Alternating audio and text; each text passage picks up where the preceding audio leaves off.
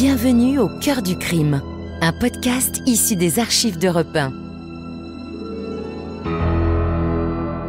Savez-vous que plus d'un tiers des crimes et délits commis en France sont traités par la gendarmerie nationale? Je m'appelle Yann Kermadec. Je suis commandant de gendarmerie. Je dirige une section de recherche dont la mission essentielle est une mission de police judiciaire.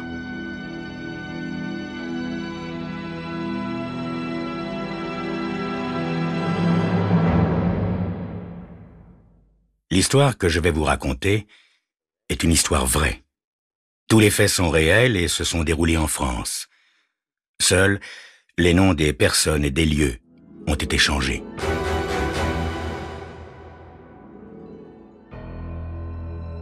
Le meurtre est une chose sérieuse qui se prépare avec un soin méticuleux qui ne souffre pas l'improvisation.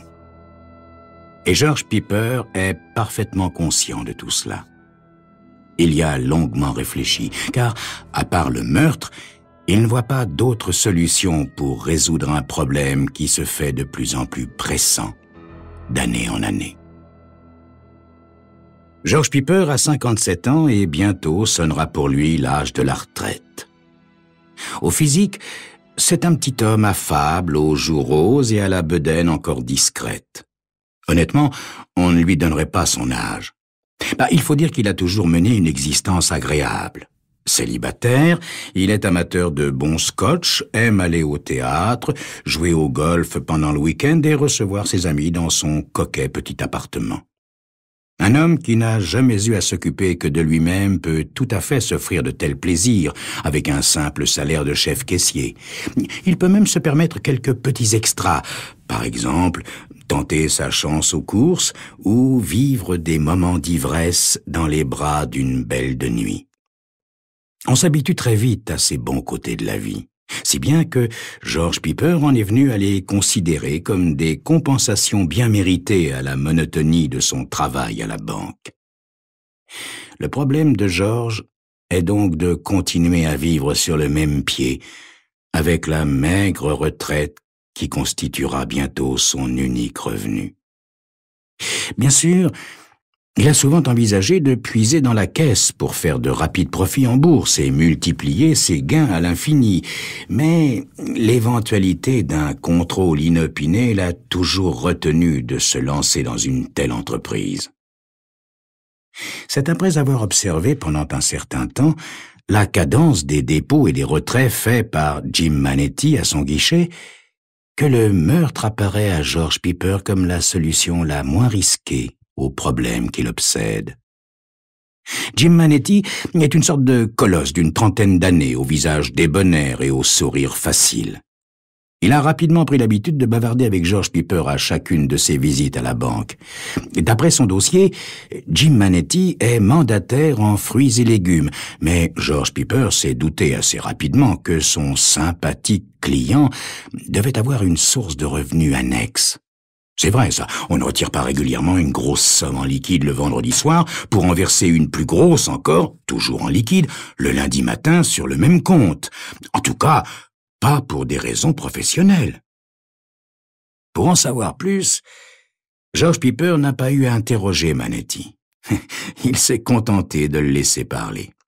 « Vendredi, vous m'avez donné que des billets neufs, » dit un lundi matin Manetti à George Piper. Ils collaient les uns aux autres si bien que je misais plus que je voulais. Soyez gentil, monsieur Piper, me donnez jamais que des coupures de 50 usagées. « Vous êtes joueur ?» demande négligemment Piper. Le visage de Manetti se fend d'un large sourire. « Un scientifique du jeu, monsieur Piper. Les simples joueurs pensent que l'argent parle. Les scientifiques, eux, sont à l'écoute des cartes.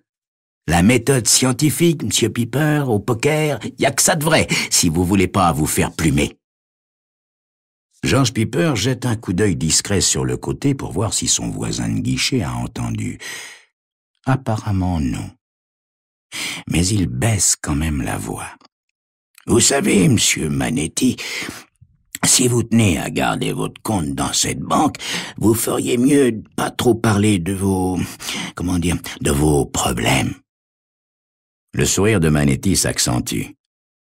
Dès cet instant, son destin est entre les mains de George Piper. « Vous avez tout à fait raison, Monsieur Piper. Merci de m'y avoir fait penser.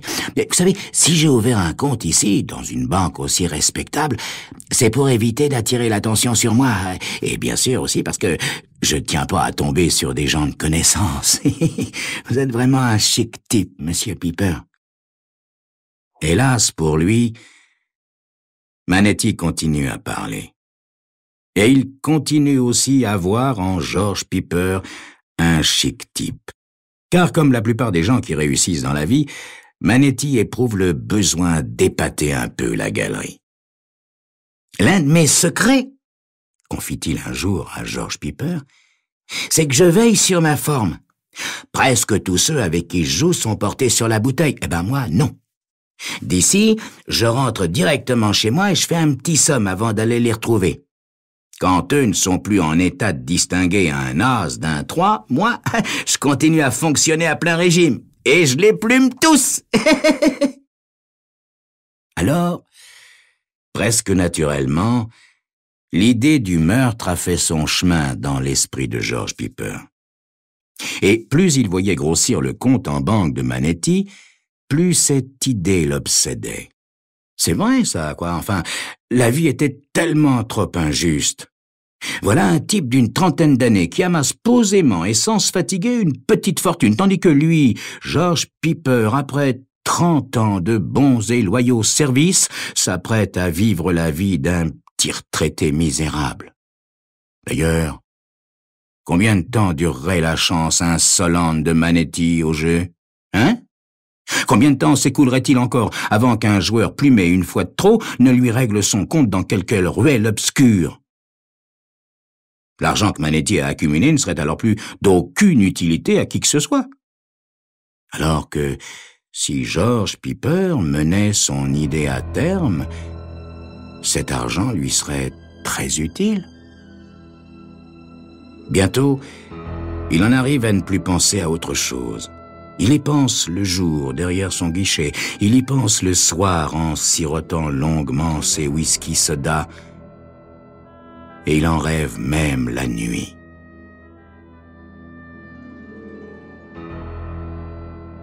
Comment George Piper va-t-il mettre son projet de meurtre à exécution? Vous le saurez dans quelques instants.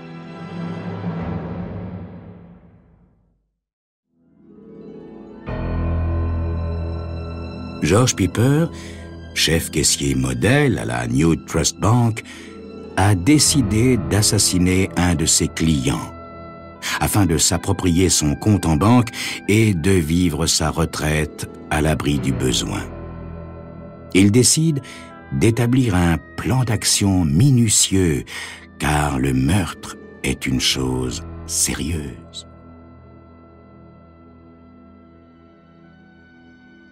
La première phase, c'est évidemment d'éliminer Manetti sans risque.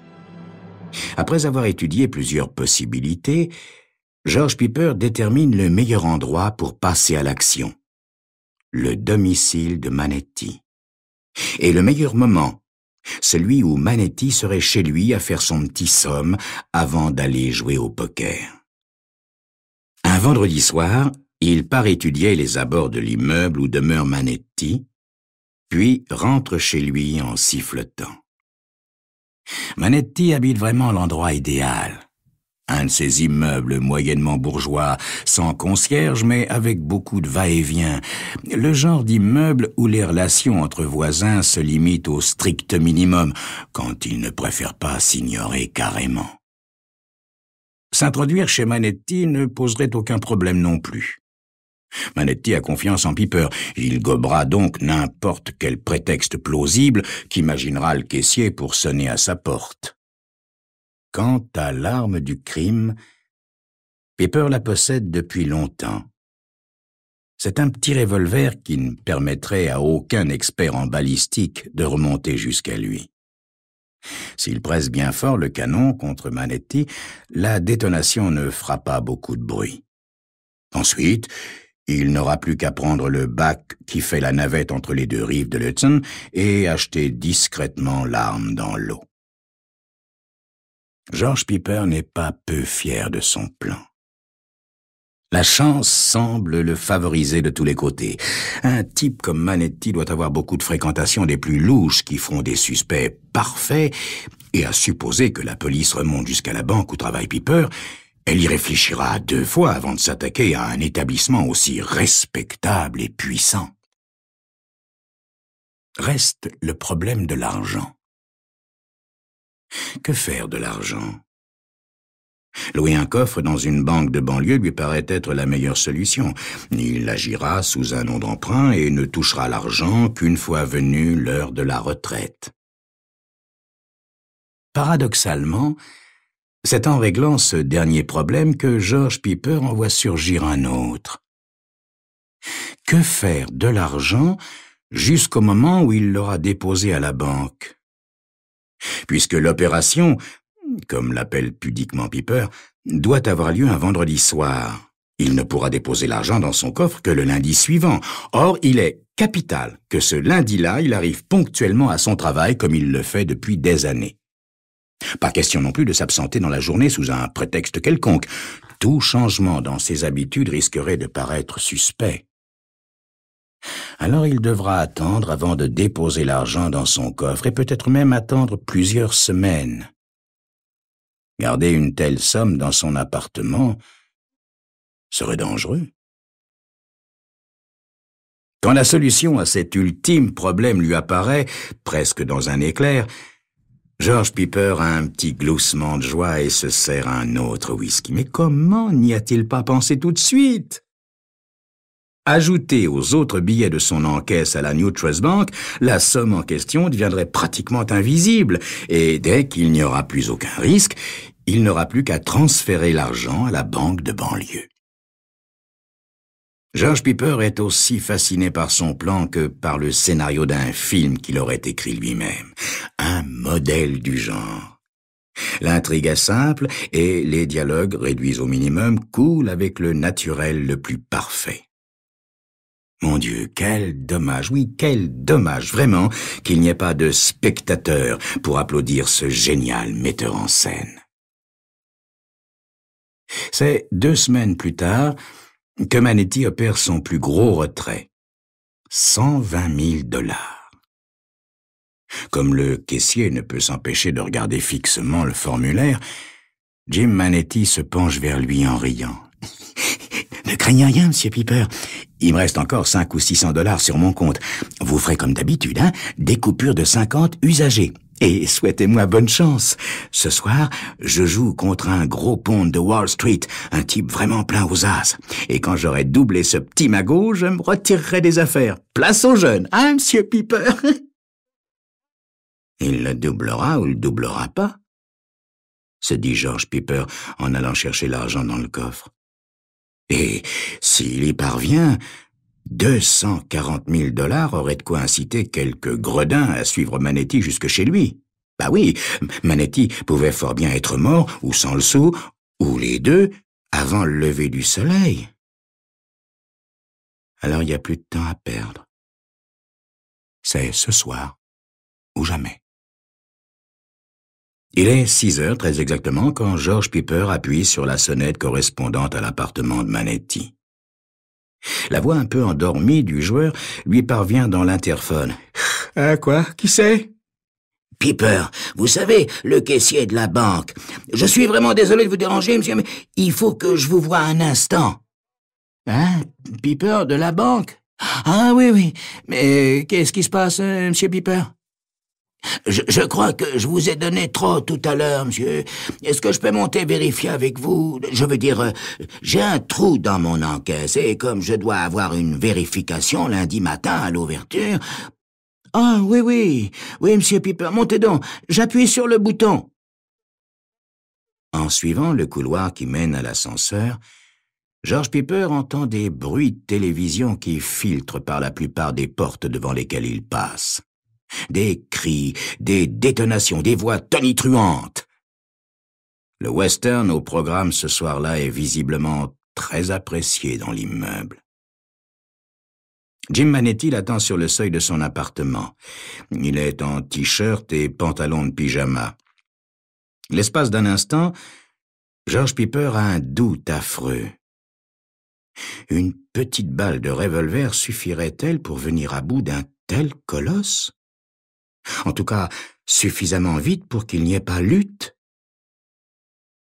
De toute façon, il est trop tard pour reculer. Et George Piper ne recule pas. Personne dans l'immeuble ne voit George Piper s'en aller. Les 2 balles qu'il a tirées dans la nuque de Manetti n'ont pratiquement fait aucun bruit. Manetti a juste eu un grognement de surprise en sentant le canon de l'arme sur sa nuque. Quant aux 2 détonations, elles ont été étouffées par les bruits provenant des téléviseurs. Le lundi matin, George Piper n'a aucun mal à ajouter l'argent de Manetti à celui de son encaisse.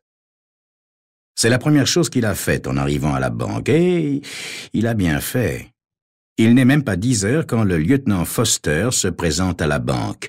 Quelques minutes plus tard, George Piper est convoqué dans le bureau du directeur, M. Rafferty, un homme d'une 30aine d'années, style jeune loup aux dents longues, sorti des grandes écoles et qui ne cache pas son ambition d'être nommé bientôt vice-président. Quand George Piper entre dans son bureau, il ne bronche pas. Il a l'air un peu hébété d'un commandant qui, lors de sa première traversée, aurait endommagé son paquebot sur un écueil invisible. D'un geste, il désigne le solide gaillard assis dans le fauteuil réservé aux visiteurs. « Piper, voici le lieutenant Foster de la police criminelle. Il semblerait qu'un de nos clients ait été assassiné. »« Oui, monsieur, » dit courtoisement Piper. « En effet, j'ai lu ça dans le journal d'hier. Le nom m'a sauté aux yeux car j'ai souvent eu affaire à M. Manetti. »« Nous avons trouvé un chéquier de cette banque, » dit Foster. « Et le dernier talon porte mention d'un retrait de 120 000 $. On n'a pas retrouvé cet argent dans l'appartement. » Le policier se tourne alors lentement vers George Piper. « D'après ce que nous savons pour l'instant, vous êtes le seul à avoir été au courant de ce retrait. »« Ça y est, » se dit George Piper. Il se redresse de toute sa petite taille, l'air indigné, mais il n'a pas besoin de dire un mot pour sa défense. M. Rafferty intervient sèchement. « Un instant, lieutenant. Piper est dans cette banque depuis plus de 30 ans et jamais il n'a encouru le moindre blâme.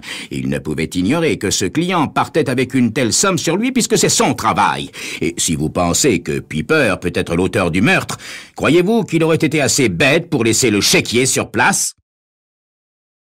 George Piper exulte intérieurement. Bien sûr, enfin quoi, il n'est pas bête à ce point.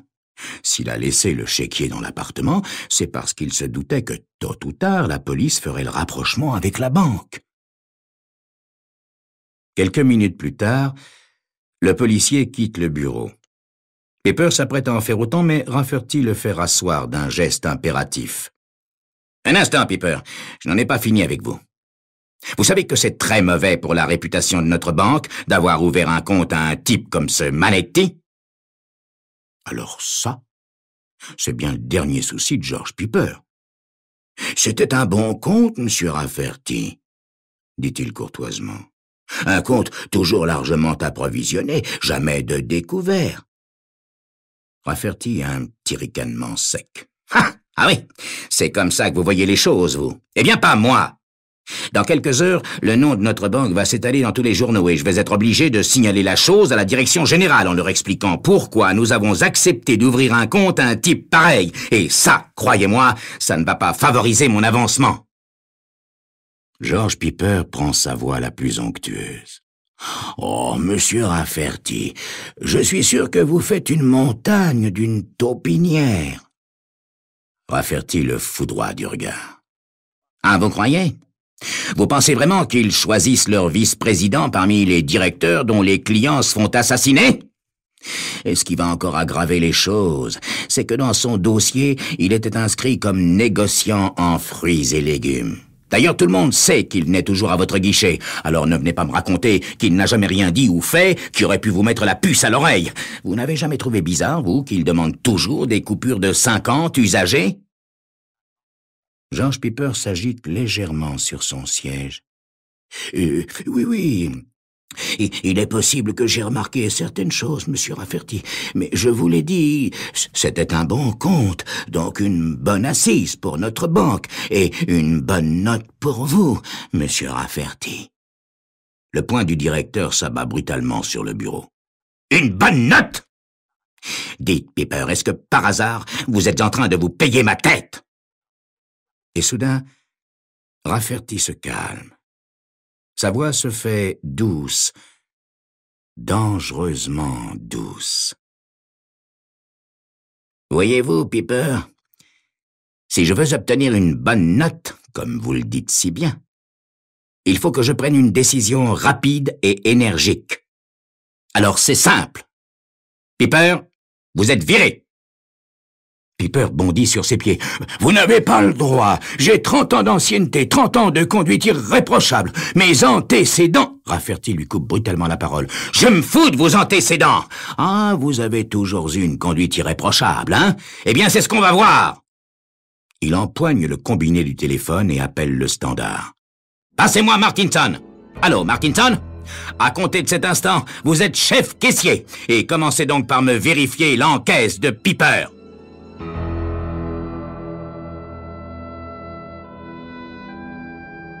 Vous venez d'écouter Au cœur du crime, un podcast issu des archives d'Europe 1. Réalisation Julien Tarot. Production Raphaël Mariat. Patrimoine sonore Sylvaine Denis, Laetitia Casanova et Antoine Reclus. Promotion Marie Corpet. Au cœur du crime est disponible sur le site et l'appli Europe 1. Écoutez aussi l'épisode suivant en vous abonnant gratuitement sur votre plateforme d'écoute.